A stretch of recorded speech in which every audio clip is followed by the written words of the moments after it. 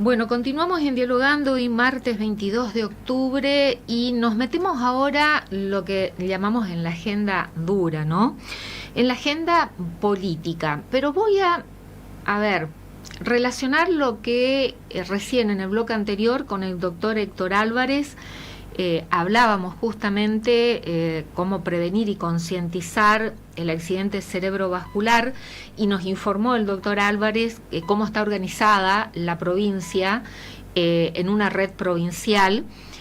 Lo importante de la salud pública, ¿no? Lo importante de contar con salud pública, que con todas las fallas, con todo lo que tenemos que mejorar, optimizar, corregir, direccionar, en Corrientes contamos con una buena salud pública. Y ayer esto también lo hablábamos con el referente radical correntino histórico como es Gregorio Goyo Pomar, que a través de una experiencia que le tocó vivir de una fractura expuesta producto de una caída, fue hospitalizado en el Hospital Escuela Salud Pública de la Salud de Corrientes, y donde fue intervenido quirúrgicamente, estuvo hospitalizado durante 3 días y pudo vivir en carne propia, tener esta experiencia de ser tratado en un hospital público. Y contábamos ayer con ese testimonio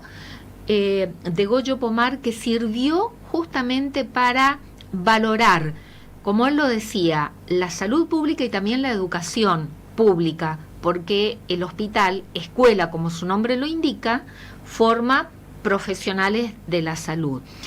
Y de todo esto vamos a hablar de la cosa pública del Estado, que en tiempos de las fuerzas del cielo se trata de destruir, y esto lo estoy diciendo porque, una vez más, lo reitero, el propio presidente se definió como un topo que vino a destruir el Estado desde adentro, ¿no?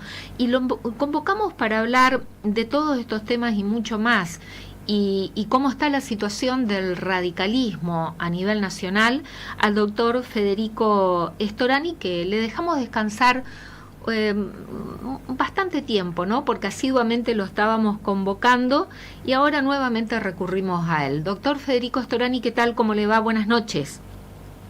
¿Qué tal? Buenas noches. Para mí siempre es un gusto, es un placer, porque es un espacio donde se puede meditar, se puede reflexionar, y me parece que es lo que hace falta entre los argentinos, entre tanta vocinglería, insulto, discurso del odio y de descalificación. Me parece que lo que hay que crear es un clima de diálogo, de convivencia, de tolerancia, que son las bases de la democracia, básicamente. Pero parece que estamos como que cada vez nos alejamos más, ¿no? De la tolerancia, del diálogo, de la construcción. Bueno, lo elegimos a usted, como en tantas otras oportunidades, por su capacidad en el análisis político, por su trayectoria política, como docente universitario también que es, y por ser un histórico referente dirigente de la Unión Cívica Radical. Usted empiece por donde más le guste, ¿no? No sé si quiere empezar por cómo está la Unión Cívica Radical a nivel nacional. Bueno, creo que el radicalismo, que obviamente es el partido más antiguo de la Argentina, pero no por eso es una excepción, está atravesado por una fuerte crisis y debate, como prácticamente todas las fuerzas políticas en Argentina. Eso es visible también en lo que ocurre en el peronismo y en otras fuerzas políticas. Pero también creo que lo que es visible es que está en confrontación dos proyectos cada vez más nítidos de lo que quiere hacerse con nuestro país. Porque el Partido Conservador, consejos autoritarios, así lo defino yo, ya se ha constituido, y aún con sus matices está constituido por el gobierno con sus matices, tanto el presidente Milei como la vicepresidenta Victoria Villarruel, del mismo modo que Patricia Bullrich, que encabezó la fórmula de Juntos por el Cambio en la última elección, su candidato a vice, que integra el Gabinete Nacional, como Luis Petri, pero también Mauricio Macri, porque después de aquella reunión famosa que se conoció como el encuentro de Acasuso, pacto de Acasuso, se sucedieron otras reuniones que fueron conformando la distribución de espacios de poder y áreas de influencia. En realidad es una puja de espacios de poder, pero dentro de un mismo proyecto que no es un cambio positivo, sino que es fuertemente negativo y que no tiene nada de nuevo, sino que es la reedición de experiencias ya fracasadas, que no les gusta admitir el fracaso, como fue, por ejemplo, en la etapa de Martínez de Oz con la dictadura militar, también con el gobierno de Menem Cavallo, el propio Mauricio Macri, y ahora en esta oportunidad. La única diferencia que existe en esta oportunidad es la modalidad con la cual se encara, es decir, la teoría del shock. El shock es brutal, inhumano y golpea de manera simultánea a todos los sectores. Una periodista, Naomi Klein, canadiense, hace 20 años que estudió la doctrina del shock justamente para aplicar las recetas neoliberales de Milton Friedman. Eso es lo que está ocurriendo en este momento en la República Argentina y estamos viendo sus consecuencias.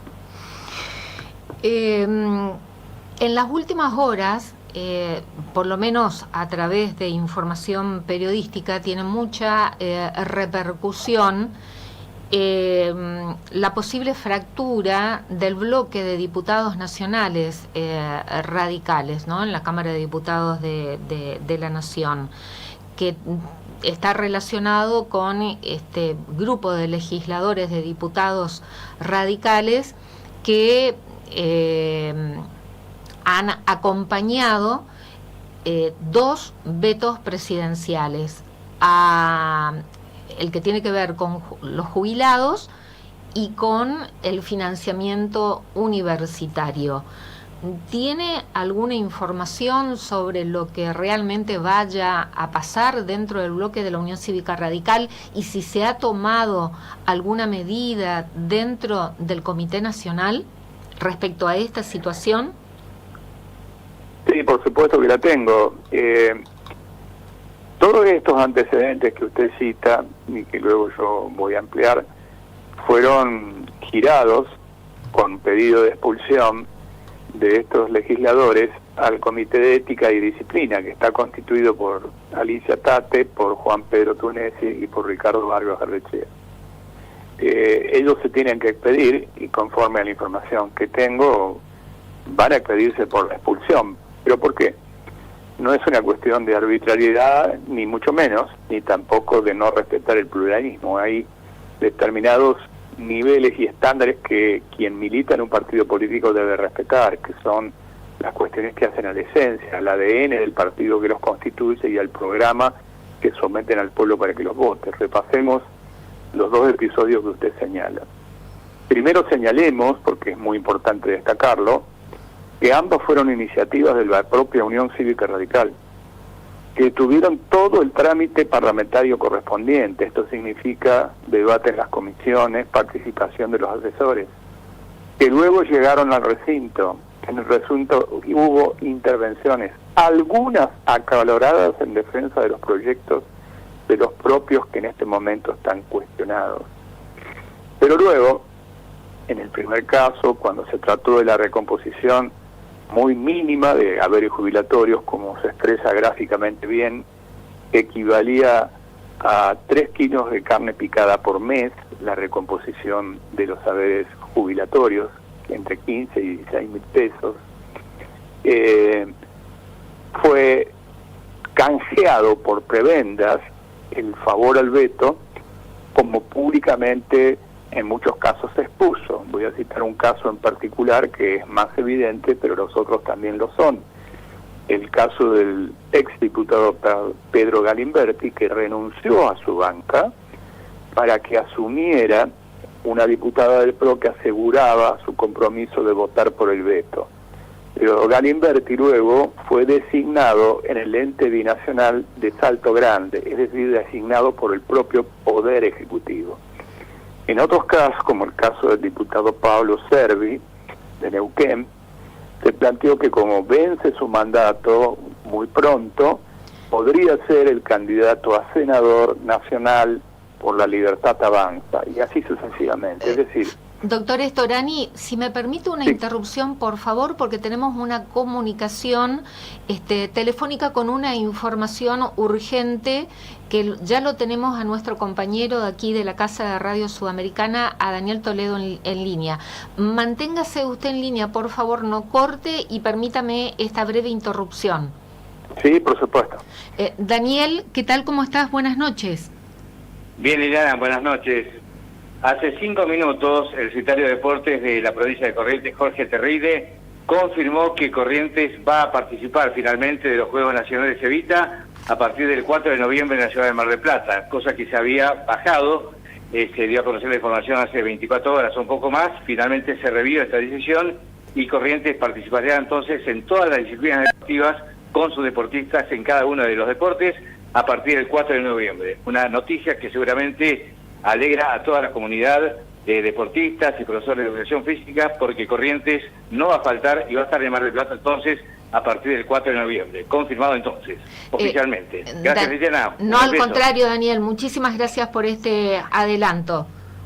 Muy amable, que tengas buenas noches. Bueno, este anticipo que nos da Daniel Toledo, Corrientes confirma su participación en los Juegos Evita, que hace 24 horas aproximadamente la comunicación oficial fue que Corrientes no iba a participar, de la misma manera que otras provincias también lo adelantaron, que tiene que ver esto con una decisión de la política nacional de falta de apoyo a las provincias para que puedan concurrir en estos juegos que los distintos jóvenes adolescentes en los distintos colegios se vienen preparando prácticamente durante todo el año para poder participar y que genera muchísima expectativa. La noticia es entonces que Corrientes va a estar participando de los Juegos Evita a nivel nacional. Doctor Federico Storani, disculpe la interrupción, pero importante era darlo a conocer esta información. No, por supuesto, simplemente para concluir esta primera parte entonces, que muchos de los diputados que cambiaron su voto, que participaron de un asado en la Quinta de Olivos, lo hicieron a cambio de prebendas. Y en el segundo caso, que es el financiamiento de la universidad pública esencialmente, todo el mundo sabe que está en el ADN de la conformación de la Unión Cívica Radical y de otras fuerzas populares, y que la educación es, sobre todo en el nivel superior, es de un gran prestigio, porque podría admitirse como hipótesis que pudiera reformarse algún sector del Estado que funciona mal, pero ¿por qué ensañarse de manera tan ideológicamente fanática contra un sector del Estado que funciona bien?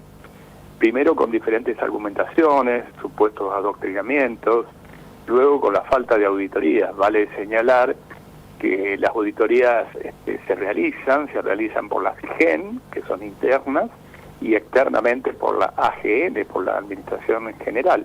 Ahora, la Auditoría, General de la Nación.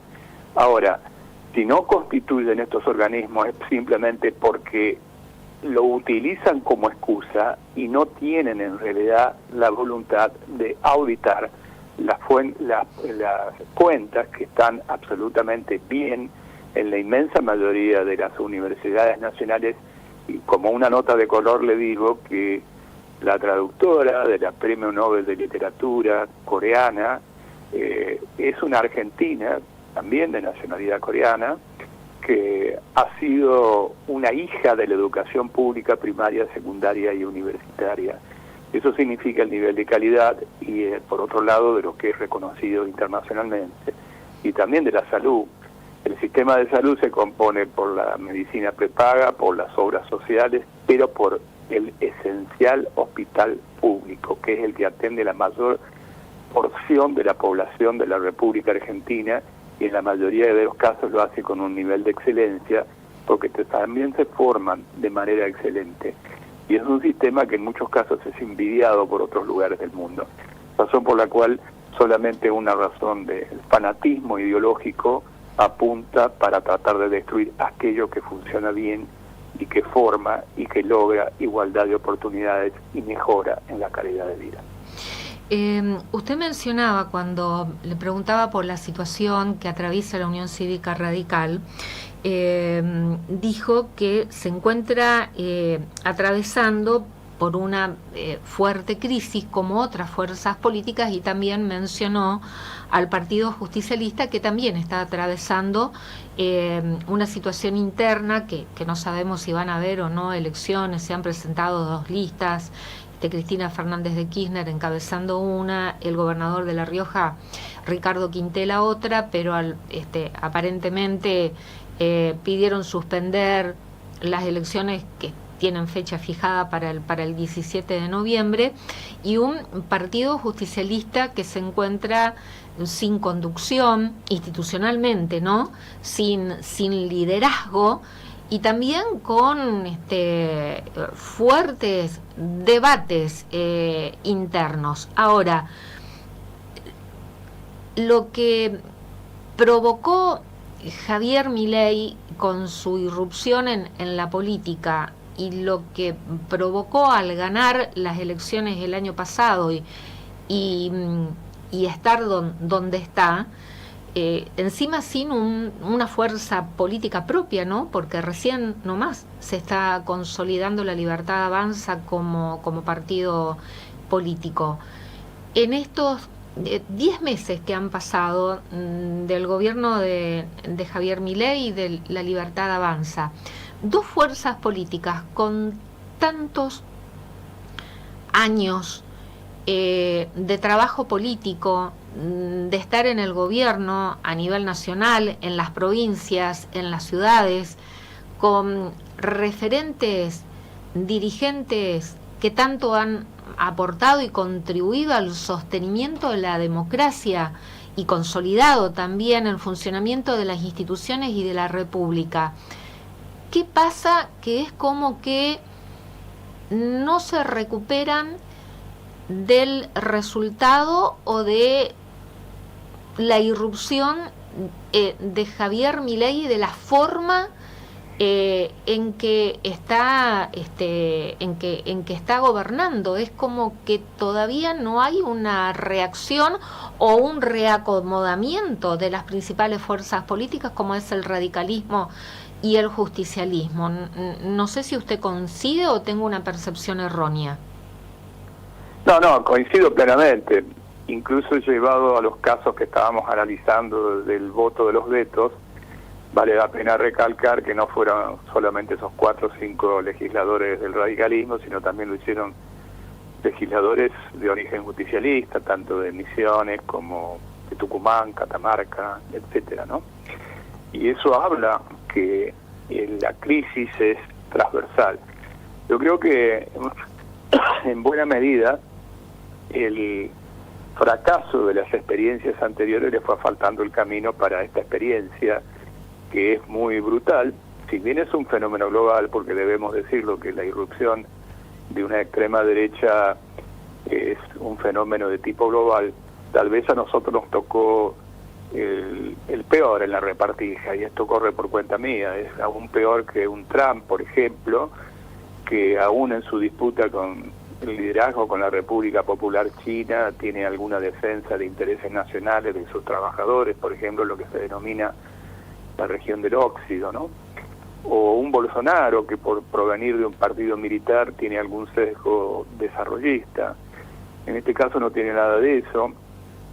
Vale la pena repasar que el gobierno de Milei empezó con una devaluación del 120% el 12 de diciembre. Eso no recayó sobre ninguna casta, eso recayó sobre los sectores de ingresos fijos, en particular los asalariados, pero muy especialmente sobre los jubilados que han pagado el ajuste. Luego siguió con un decreto de necesidad y urgencia manifiestamente inconstitucional, que está vigente desde el 29 de diciembre pasado. Luego continuó con una ley bases, que entre otras cosas perfila un proyecto de una economía primaria, pero cada vez más injusta e inequitativa. Piense usted, por ejemplo, que con la en la práctica se suprimió el impuesto a los bienes personales, es decir, los más ricos de la pirámide no pagan impuesto y consolidan esa situación con un horizonte de 15 años consolidados, mientras que se restablece el impuesto a las ganancias que golpea a los sectores medios y bajos, y a su vez se liberan todas las variables de la economía que pulveriza el poder adquisitivo de los salarios. Eso es lo que significó la licuadora. La licuadora es la licuación sobre la capacidad adquisitiva de los salarios y los ingresos fijos. Y la motosierra es lo que estamos viendo, que ahora la emprende contra la salud pública, contra las universidades nacionales. De eso es lo que se trata. Y entonces respondo a su pregunta. Yo creo que el Partido Conservador autoritario está constituido, con sus matices. La asignatura pendiente es que las fuerzas de origen popular, con sensibilidad social, seamos capaces por lo menos de coincidir en aquellas reivindicaciones específicas que nos identifican. La educación pública es una de ellas, por eso es que las marchas han sido tan multitudinarias, la de abril como la reciente que ha ocurrido. El 2 de octubre. Exactamente, y estas reivindicaciones nos tienen que hacer converger hacia quienes abrevamos de un pensamiento socialdemócrata moderno, así nos definimos por lo menos un sector importante del radicalismo, con quienes lo hacen desde un pensamiento social cristiano. Y eso podría estar bajo el paraguas de lo que en su momento Raúl Alfonsín denominaba un tercer movimiento histórico, que sea capaz de equilibrar, controlar y presentarse como una alternativa de esperanza. Hay algunos ejemplos empíricos que pueden rescatarse, por ejemplo, la salida de la crisis del 2001, que permitió con un gobierno de coalición no solamente salir en su momento de la convertibilidad, que era una trampa, sino también inaugurar un periodo virtuoso de crecimiento de la economía, posteriormente con la Baña. Y eso fue un gobierno de coalición de las principales fuerzas del país. Y ese tercer movimiento, ¿puede darse dentro del ámbito del Congreso de la Nación Argentina, doctor Storani? Es que por allí tiene que empezar, porque como dije antes, la coincidencia no puede ser forzada, tiene que ser por reivindicaciones específicas. Recién señalábamos la educación pública, también la salud pública, también la defensa del patrimonio. Mire usted, por ejemplo, lo que ocurrió recientemente, no solamente en la provincia de Córdoba, sino en otras, también en Corrientes, el flagelo de los incendios, del fuego. La ley base se derogó el manejo de la ley del fuego nacional. El acto de Milei en la visita a Córdoba fue de una crueldad casi perversa. No saludó ni siquiera a los bomberos locales que habían jugado su vida. Bueno, todo esto va perfilando qué tipo de país es el que quieren.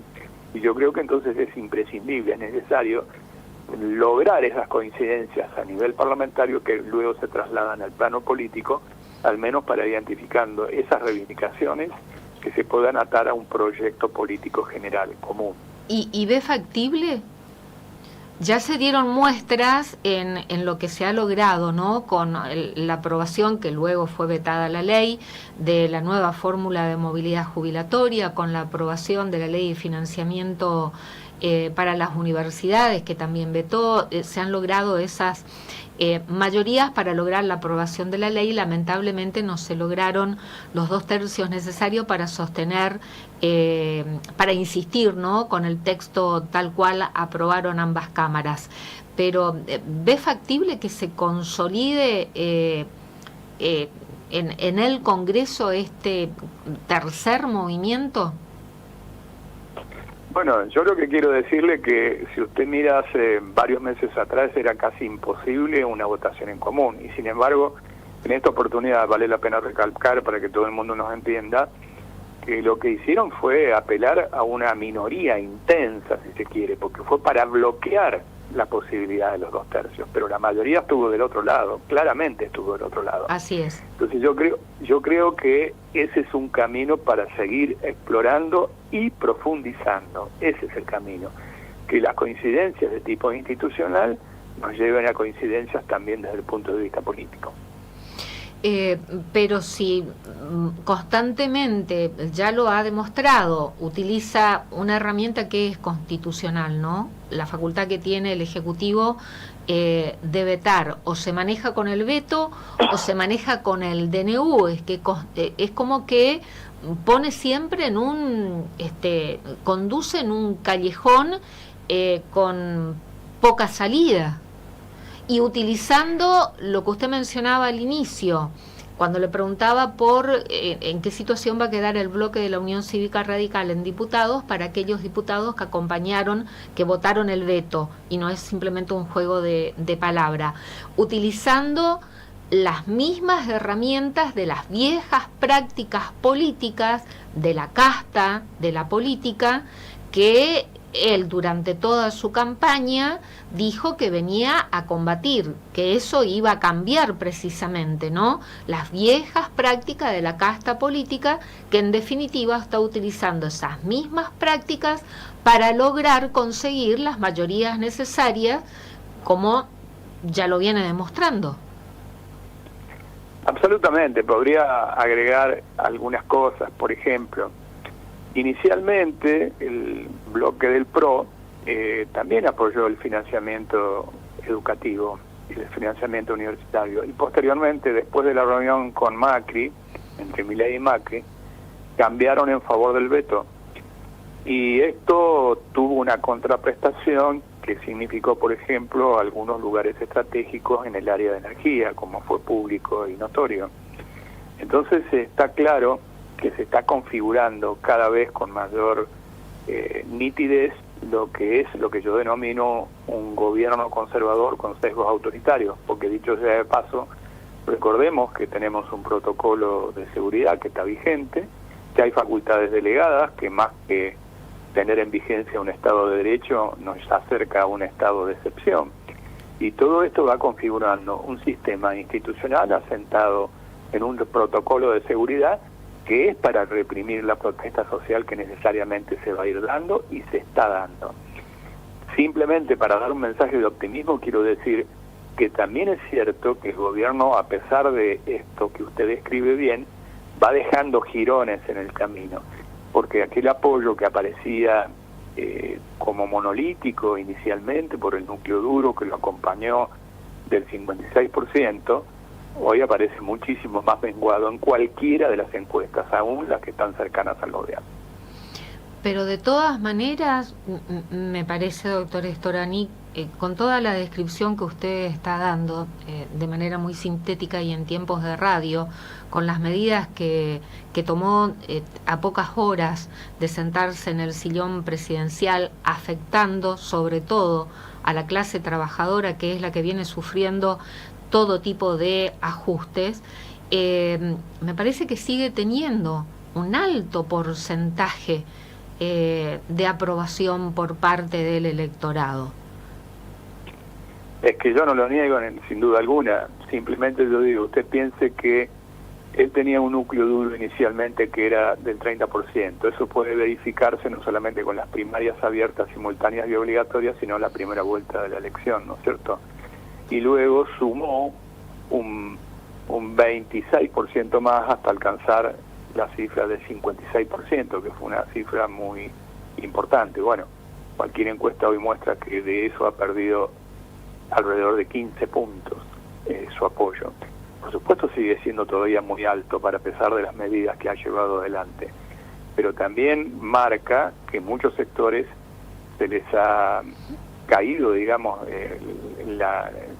a lo mejor la anteojera y ven con mayor claridad la orientación que tiene un gobierno que es francamente antipopular y que tiene muy poco nivel de sensibilidad. Y eso también lo hace que él radicalice su discurso, que por otra parte forma parte de una estrategia. Digamos, totalmente. Pongámosle un 50% a su personalidad, que ya es una personalidad muy compleja por decirlo menos, pero también responde a una estrategia. Es la estrategia que en su momento recomendaba Steve Bannon, el principal consejero de ultraderecha del Donald Trump, es decir, intoxicar de basura, en realidad él decía de mierda, las redes sociales y todas las formas de comunicación, para que se hable alrededor de eso. Por eso que aparece un lenguaje tan violento, tan de odio, tan de descalificación. pero también son gestos de desesperación. Yo no quisiera decir todavía manotazo de ahogado, pero sí se parece a alguien que está perdiendo un cierto acompañamiento que tuvo originalmente. Su apreciación respecto a las últimas declaraciones en relación a la ex vicepresidenta Cristina Fernández de Kirchner. Bueno, la verdad que es horrible la figura que utilizó el presidente de la Nación para decir que él ansía poner, no sé si se refiere a eso, el último clavo en el ataúd que esté con ella adentro. Eso es una figura de discurso de odio, de descalificación, terrible, como tantas otras. Como empezó también con nosotros en su momento, me refiero al radicalismo, cuando... Sí, constantemente atacando a Alfonsín. Alfonsín, diciendo que era el peor gobierno de la historia. En realidad lo criticaba por las virtudes del gobierno de Alfonsín, porque fue el que llevó adelante dentro del Estado de Derecho el juzgamiento a las juntas militares en aquel juicio ejemplar, pero también el propio Irigoyen, tergiversando la historia, diciendo que es el primer populista, cuando revoluciones mediante, con mucho esfuerzo, con mucha sangre, se logró la ley Sáenz Peña y posteriormente la elección del primer presidente por el voto universal. Entonces, su orientación es claramente una orientación conservadora, que tiene un hilo histórico que comienza en 1930, se continúa en 1955, continúa en 1966, continúa en 1976. Usted repasa los nombres y apellidos y son más o menos lo mismo. Usted mira el discurso de Martínez de Oz del 76, le corre una coma, le pone un punto y es el mismo discurso de ahora. Como dije antes, ha cambiado el método. Algo así como lo que le dijo Macri a Vargas Llosa cuando lo entrevistó: si fuera presidente haría lo mismo, pero más rápido. Bueno, más rápido es motosierra, más rápido es licuadora, más rápido es esta teoría del shock que hoy está implementándose. Lo de ayer en el Martín Fierro de Cine, en que hubieron fuertes pronunciamientos en defensa de la cultura, en contra del desfinanciamiento que este gobierno está realizando a la cultura, al cine nacional, en donde se han expresado desde Mirta Legrand, Graciela Borges, por nombrar dos figuras consagradísimas del cine nacional, de la cultura nacional, en donde se ha defendido también a la educación pública, donde los grandes ganadores, me anoté aquí el nombre de quienes obtuvieron mayores premios, que fue Puan, que al recibir uno de los premios subieron al escenario con el decano de la Facultad de Filosofía y Letras, Ricardo Manetti, y le cedieron la palabra, en donde hubo un discurso también muy pronunciado en defensa de la universidad pública.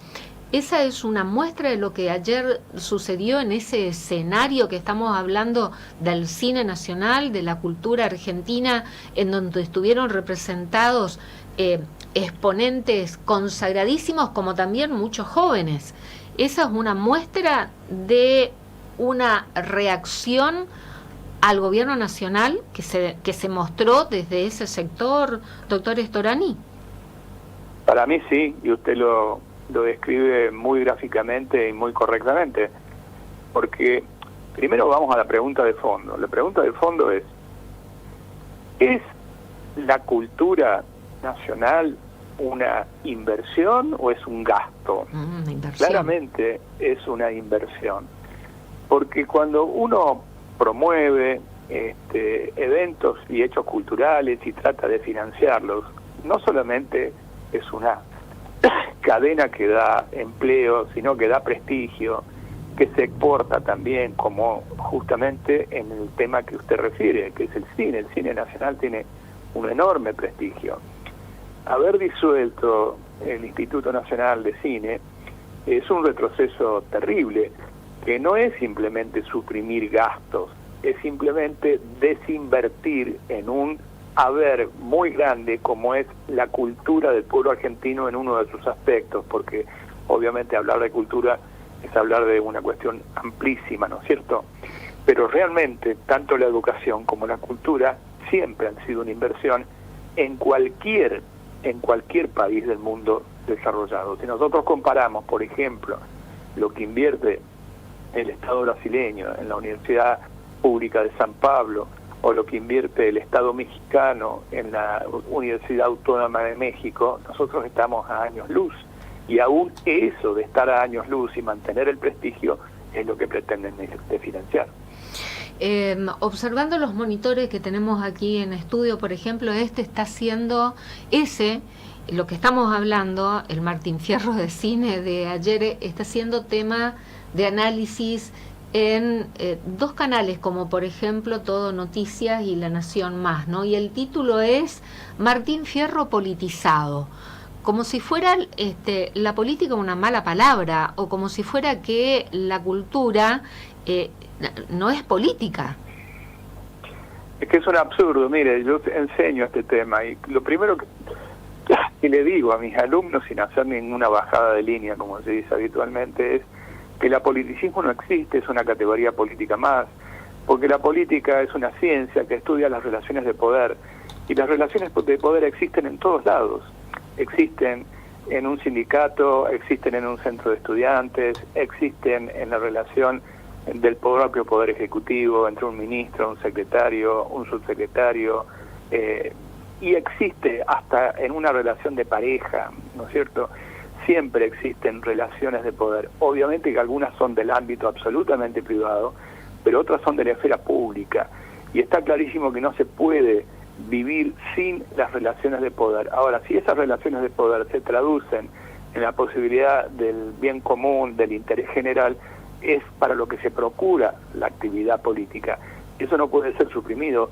Toda acción es una acción política. Si yo hablo, por ejemplo, del mayor desarrollo tecnológico que puede ser la tecnología nuclear, puede servir para salvar vidas con la medicina nuclear, de hecho la Argentina está muy avanzada en eso, o puede servir para el holocausto, para un exterminio, como estamos cerca con los conflictos armados que en este momento existen en el mundo. Lo mismo con las obras de arte. Algunas fueron reprimidas durante periodos muy oscurantistas y otras, por el clima de libertad que existía, pudieron subsistir y pudieron trascender en el tiempo. Del mismo modo que cuando hablo de economía, no hablo de economía pura, hablo de política económica. No es lo mismo el neoliberalismo económico que incluso el liberalismo desde el punto de vista político. Desde el punto de vista político somos todos liberales. Está en la parte dogmática de nuestra Constitución, el respeto de las libertades individuales y garantías. Una cosa muy distinta es el liberalismo político o más propiamente el neoliberalismo, que facilita fundamentalmente el control de los grandes grupos empresarios. Para ser más pretencioso todavía, podría decir que hasta desde el punto de vista filosófico, el estado de naturaleza, esto no es el sálvese quien puede, esto se parece más al estado de naturaleza de Hobbes, de el hombre lobo del hombre. En vez de hacer un leviatán, un monstruo bíblico con un estado omnipresente, hacen algunos leviatanes más pequeños, que son las grandes empresas que en este tiempo, a pesar de cómo la inmensa mayoría se ha empobrecido, han tenido ganancias siderales. Más claro imposible. Todo es orientación política. Doctor Federico Storani, siempre es un placer poder dialogar con usted y escucharlo y aprender. Muchísimas gracias. Bueno, muchísimas gracias a usted y a disposición para cualquier otro momento. Muchísimas gracias. Que tenga buenas noches. Buenas noches. Un histórico referente del radicalismo a nivel nacional, que ha ocupado diversas funciones dentro de la estructura partidaria, como también en cargos de funciones públicas. Además, docente universitario y analista político. Probablemente parte de la audiencia no esté de acuerdo con su análisis, ¿no? Pero de eso se trata, de respetar al que piensa distinto y no meternos en este callejón en el que nos están conduciendo de violencia, de insultos, y el que piensa distinto es el enemigo, ¿no? No es el adversario, sino el enemigo. nada más que agregar a todo lo que ha expuesto de manera tan clara en su análisis Federico Storani.